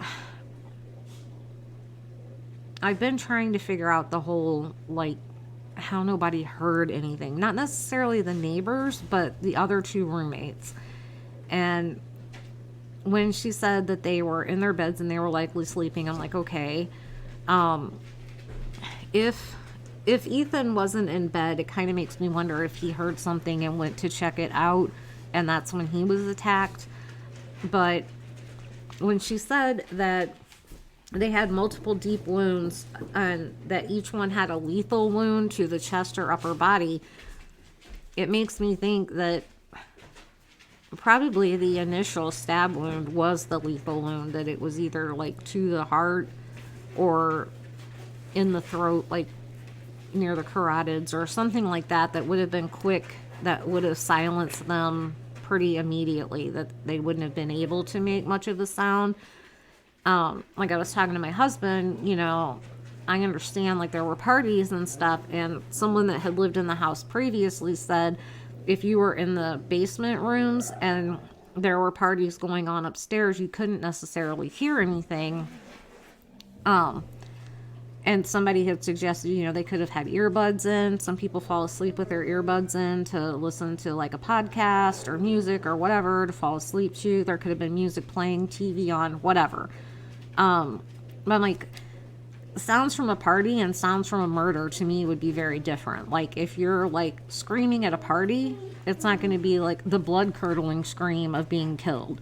So whatever was done, I feel like it must have silenced them pretty quickly before they were able to make much of a sound. I mean, there are survivors of the sorority house murder that Bundy did that were right there and they didn't hear anything. So it's possible. It seems unlikely, but it's possible that they didn't hear anything. I mean, it's a big-ish house. Everybody's in their own separate rooms. And if they just went room to room, but if Ethan was in bed with Xana, that one would be the one that would be difficult. Because you're not going to be able to kill one without waking up the other, I wouldn't think. That's what makes me think Ethan might have heard something. Like, did the perpetrator start like on the 3rd floor and then come down and Ethan heard whatever, went out to check, Ethan gets attacked and killed, and then he goes in and kills Xana? I don't know. It would be interesting to know who was killed first, but apparently they don't know, I guess because it happened, you know, so close together. they may be able to tell by, you know, the DNA mixture of the blood and things like that. But that would be interesting to know, like, what order it happened in. So another neighbor named Dakota Sparks said that she was awake at 3 a.m. Sunday, but she didn't hear anything either. And then put this picture up. This is Maddie and Jake Schreiger. He is her boyfriend. Jake's mom said that Maddie and Jake were like peanut butter and jelly, and they were expecting her for Thanksgiving. They had been together for quite a while. He wasn't there that night, and he has been cleared. He's not a suspect. And you're going to see here in a little bit, I'm going to clear it all up for you. Hang on. Well, actually, let's get through some of this other stuff, and then I will clear it up for you. You know, in the Kylie case, we had a lot of N names, right? We had quite a few Nates, and then we had a couple Nicks. And, well, in this case, we've got Jackson, we've got Jakes, and then Joe from the food truck. So we got some Jackson, we've got some Jakes, and I will clear all of that up for you, I promise, because it is kind of hard to keep up with. Now we're going to get into the Mark Furman video, and I want to point out before you watch it, because I know you're all going to come at me because I did it last night. When he's talking about the time, he says 3:43. It's actually 1:43. So just keep that in mind. He misspeaks on the time. A police detective. You live in Idaho. Mark, good morning to you. You've talked to some students. What have you found out, and where are you now as to how far police or investigators may or may not be? Well, good morning, Bill and Sandra. Tragic. I mean, it's beyond tragic what happened in Moscow. But, you know, I talked to students as early as Monday. I talked to alumni, some parents, not the parents of the victims. But what I did learn is I knew about these two girls that were in the apartment, in the house, that at the exact time of the murder. And their story was they heard partying. They heard noise, but they just, as usual, said, you know, there's partying going on, and they locked the door. It's interesting that they said they locked the door, and then I talked to more students, and they go, well, when you're in a house that has a party and you don't want to party, you lock the door so nobody comes in. But it does actually create some more of the timeline. Now we have Madison and Kaylee that went to a food truck at 3:43. So when I'm trying to reconstruct in my head this series of events, we know that Madison and Kaylee are alive at 3:43. They go back to the house. Was that food eaten? Was that food still in packaging? Was that food part of the attack where it was strewn all over the house? Was Madison and Kaylee attacked first, and Xana and Ethan hear the commotion and come down? I think it's, you know, interesting and really kind of disturbing that the police get there and immediately they say this was a targeted attack. And I think this is really important in this investigation at almost day 6. The targeted attack, it wasn't because they have seen so many homicides of this type they could make that determination. There was something at the scene that made them think that one of those victims was the target, but why? And I think it's time that they release at least the basis for that impression, because somebody might actually know something about one of the victims that they relayed before the murder. Seems like so much of the information has been really, really slow to come out here. We caught up with Dr. Michael Bodden yesterday, forensic pathologist, who said that the scene, this gruesome scene that we've seen, the very graphic images of, Mark, should reveal more, particularly when it comes to possibly obtaining the DNA of the perpetrator. Because there can be slippage with the knife with this many stab wounds. I mean, horrific to talk about, but he said this yesterday. When there's this many stab wounds and there's a lot of blood is very slippery, and sometimes the perpetrator is cut by the slippage of the knife, and some of the blood at the scene can belong to the perpetrator. and DNA will be able to evaluate that. Hopefully that takes them somewhere with this. All right. I totally agree, Sandra. And Dr. Bodden makes a good point about slippage. Blood is incredibly slippery. And in a battle with 4 different people, maybe 4 different times or some 2 at a time, there is a chaos. And you have to remember that the attacker is also trying to hold and fend off the victim with one hand and stab with the other, and sometimes his hand or forearm or even leg might come in contact with the blade. But there's another thing. The suspect is walking in blood. There should be a shoe print, a footprint, a boot print. There should be something at that scene that they cannot attribute to the police or the first responders that actually arrived. So that's important. The possibility that there's a 5th blood type / DNA there from the suspect's blood is huge. And I think that's what the FBI and ISP went in to try to find, to actually identify all the blood types. So these are important, but the targeted attack with a knife is a weapon of rage. And if one victim had, numerous stab wounds, more than every other victim, then you could assume that the one victim was the target and the rest were collateral. But then you have to actually tell the public who was the target, because they talk. People talk before this incident. And I talked to one student, and I agree with this. It was twice removed from the person that said it, Kaylee.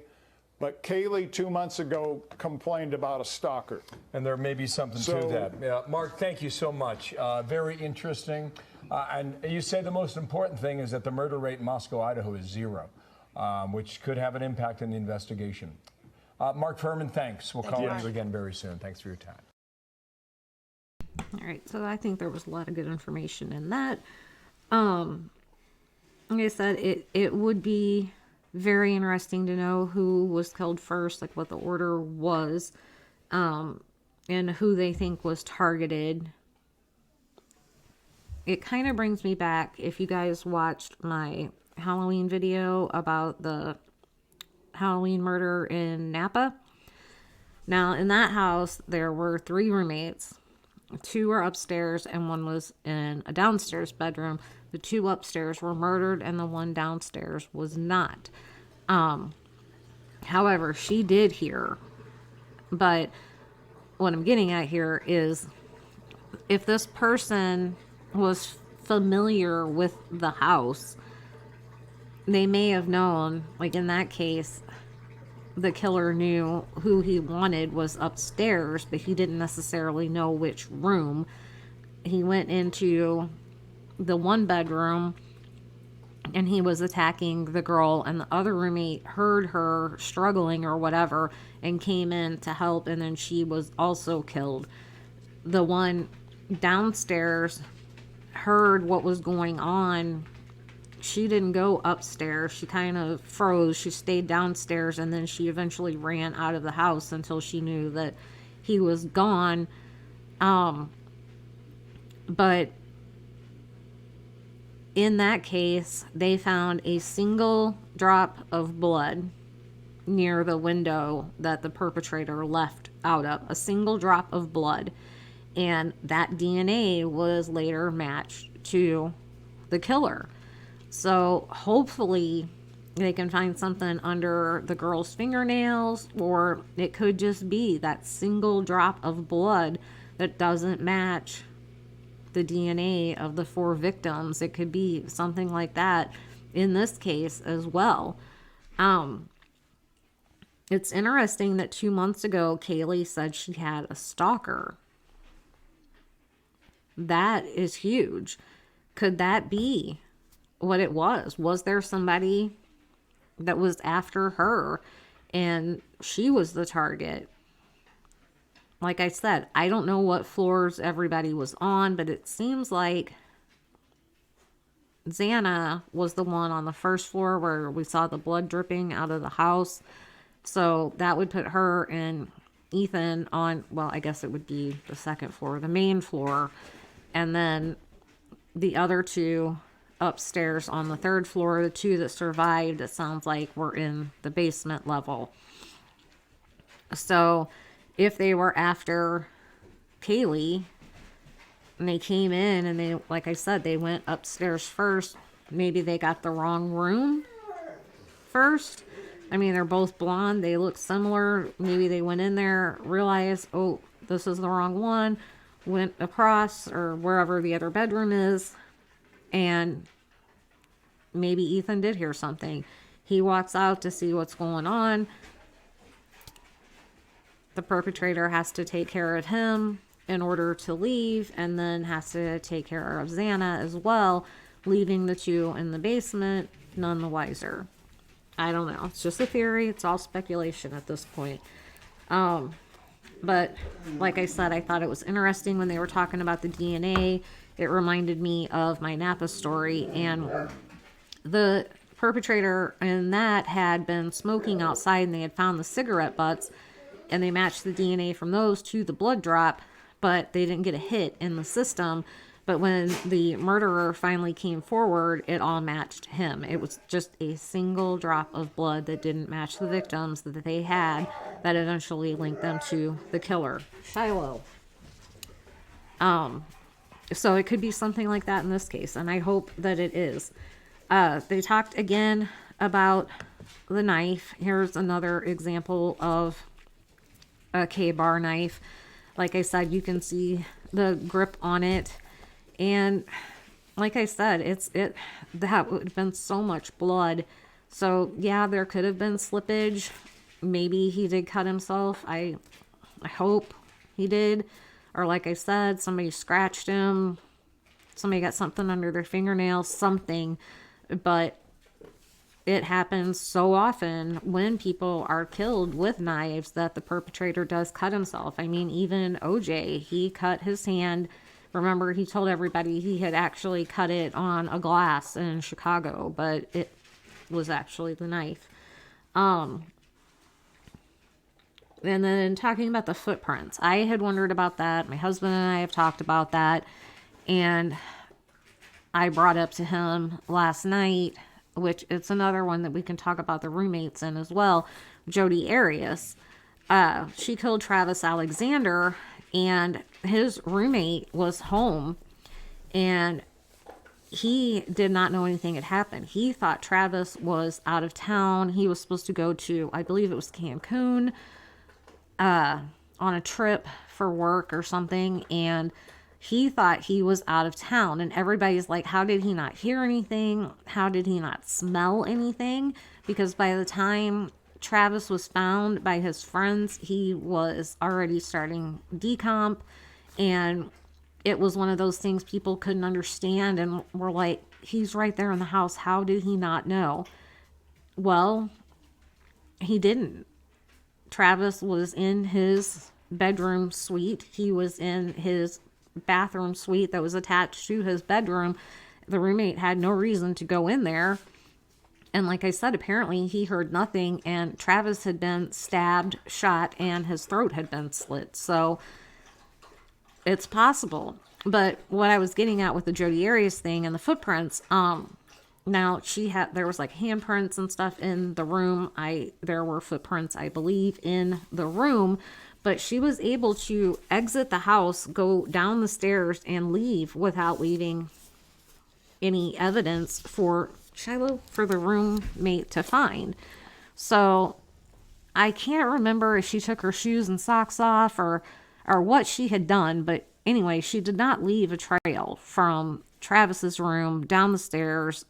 She went to the washing machine and put like her camera and the sheets and stuff in there, but she was able to leave without leaving a trail. Shiloh. And this person, with that amount of blood that is dripping out of the house, they're obviously going to be covered in blood. You know, there's always cast off. When you stab somebody, there's cast off, and you're going to be covered. Killing 4 people is messy business. So there haven't been any signs that there was anything outside.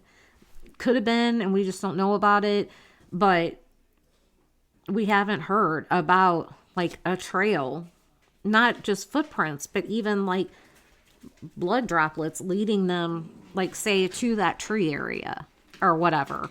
We haven't heard anything about that, but how did they get out of there without leaving footprints or a track of blood dripping off of them? What did they do with their clothes? I mean, somebody knows something. It would be extremely hard to hide that. And they checked the dumpsters, and apparently they didn't find the clothes, the shoes, the knife, anything. So somebody out there knows. That's a lot of stuff to cover up. That's a lot of stuff to get rid of. Did somebody burn something suddenly that, you know, somebody needs to report? I don't know. But I wanted to bring up those kind of correlations in cases where there were roommates and they didn't hear anything, and how one blood drop can be all it takes. And the fact that, like I said, Jodi Arias managed not to leave any footprints, and she's a complete dipshit. So if she can do it, anybody can, right? I wanted to put this up here. I was looking into, you know, similar crimes, trying to, you know, not really profile, but get an idea of what kind of person kills people with a knife, because I think it's something like 70% of homicides are done with a gun, with some type of gun. And killing someone with a knife is a very up close and personal thing. So I found this, and it says, why a knife? Anytime somebody commits murder or assault, either by choking, stabbing, or making bodily contact, it always speaks to a level of rage and perhaps a personal connection to the victim that shooting with a gun does not. Because the gun gives you distance. So, you know, if you're going to kill some random person, shooting them with a gun is pretty easy, right? When you're stabbing someone, it's close and in your face. The experience is more visceral and more graphic, more provocative. It speaks emotionality, whether rage or paranoia.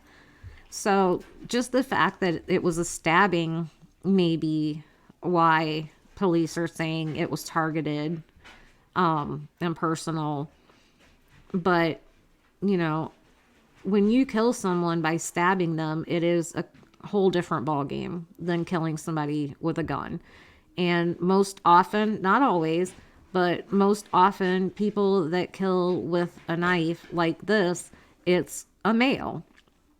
So that's why I really wonder about the stalker that Kaylee mentioned.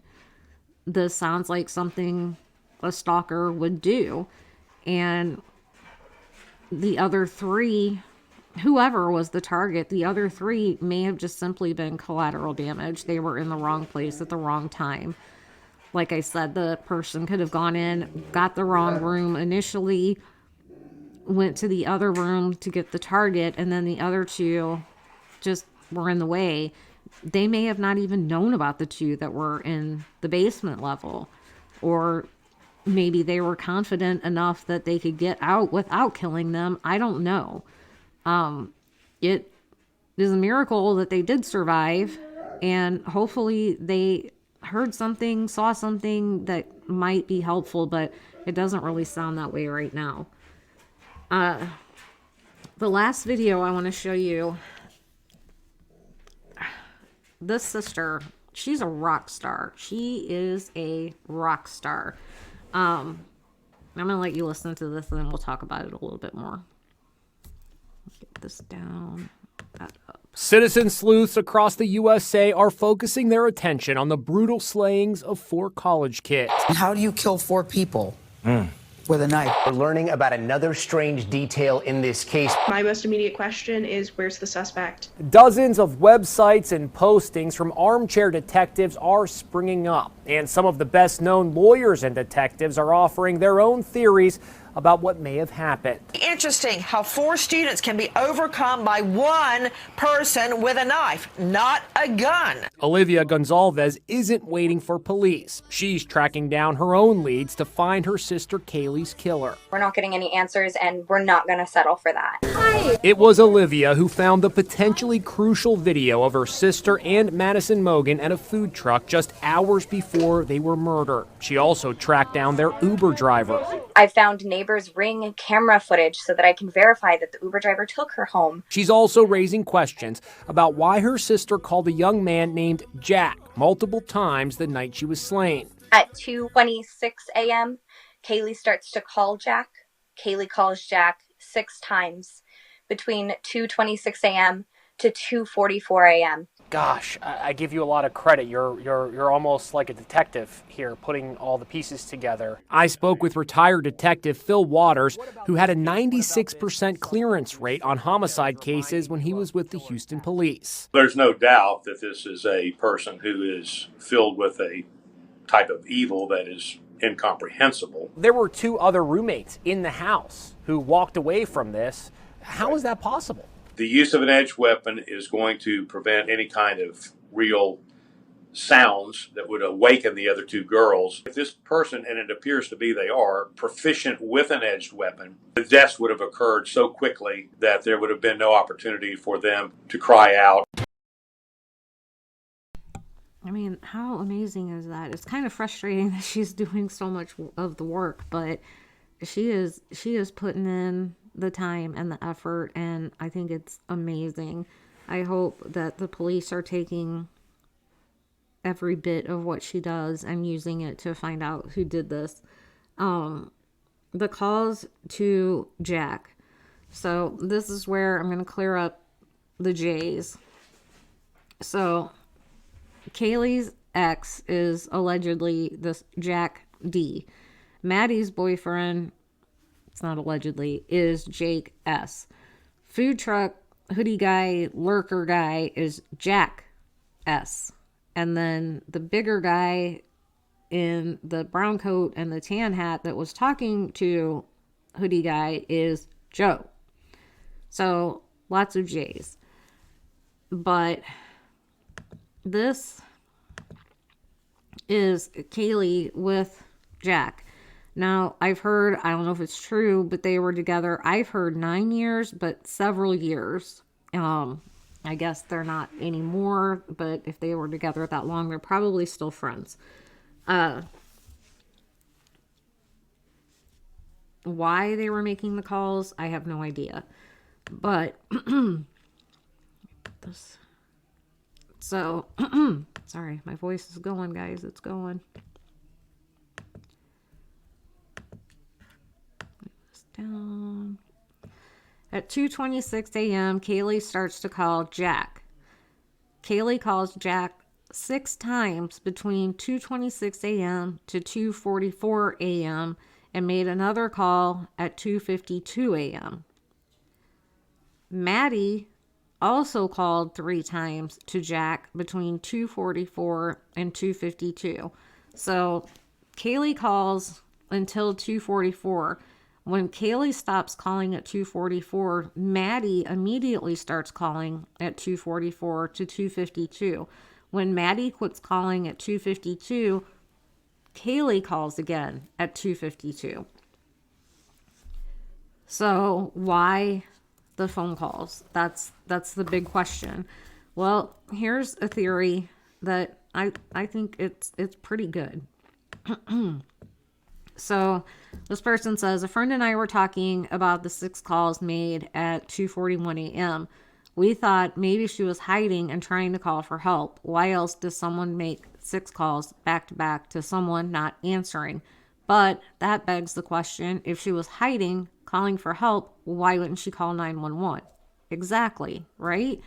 So maybe it was someone they knew, someone who came over and was getting rowdy, maybe got into a fight with another roommate, and she made 6 calls to someone to come break up the fight. This makes sense to me. So what if it was someone they knew that came over, maybe a regular visitor to the house, maybe a fraternity brother, something, to that effect, somebody that they knew. And they hear, let's say that the girls upstairs weren't the first ones to be attacked, that it was Xana and Ethan on the main floor, and the girls upstairs hear like a scuffle or arguing or yelling or whatever, and they think maybe Ethan's in a fight with a fraternity brother or, something to that effect. And instead of calling the police, they're trying to get somebody over there for whatever reason, this Jack guy, to come get this guy out of there and take him home. I don't know. It could be. I mean, it's a plausible theory. But there's a reason that these girls were calling that guy. And as soon as one stops calling, the other one immediately starts calling. There's got to be a reason there. I don't know that they left voicemails. I just know that they called. So it would really be interesting to hear from Jack, and if Jack would have any idea why they would be calling so many times in a row over and over. But it does narrow down the timeline to between 3 and 4. But if the girls were up making phone calls at that time and the killer was in the house at that time, then those girls weren't asleep, but they were apparently found in their beds. So I don't know. There's a lot of this that doesn't add up. There's a lot that still needs to be put together. A lot of pieces out there that aren't quite fitting yet. But I really hope that they can get some kind of answers for these families, especially with the holidays coming up. Thanksgiving is just literally right around the corner. I hope that they can find an answer. Who did it? Why? We may never know why, but I think when they find the who, the why should come pretty easily after that. With the sister doing so much work and finding the food truck video, the ring videos, things like that, it makes me a little nervous. And hearing that, the murder rate in Moscow was 0 before this happened, with all the cases we've been covering lately and kind of the failings on law enforcement's part, it's scary. I hope this doesn't get messed up. I hope it's handled right, and that's why I'm glad the FBI is there. A lot of what the sister has done should have honestly been done by the police, but at least it was done.